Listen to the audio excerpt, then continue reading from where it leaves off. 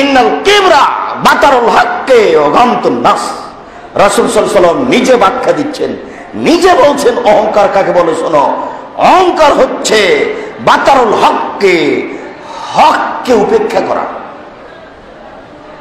হককে তুচ্ছ মনে করা, হককে উপেক্ষা করা চলা।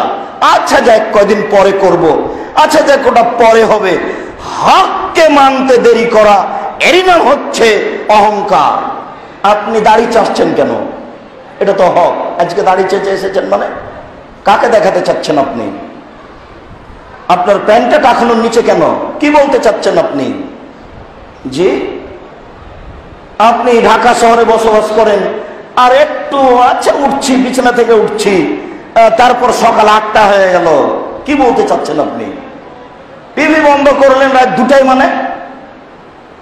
জি না, এটাই হচ্ছে হককে উপেক্ষা করা। হককে উপেক্ষা করে হচ্ছে অহংকার।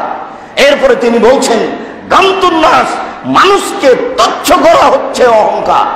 মানুষকে তুচ্ছ মনে করা, মানুষকে ছোট মনে করা, মানুষকে খাটো মনে করা, গরিব মনে করে তার উপরে অন্যায় করা, অবিচার করা, এটাই হচ্ছে তুচ্ছ মনে করা, এটাই হচ্ছে অহংকার।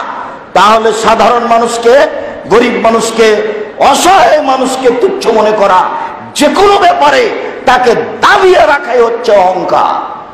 হককে উপেক্ষা করা অহংকার, সাধারণ মানুষকে দাবিয়ে রাখা অহংকার।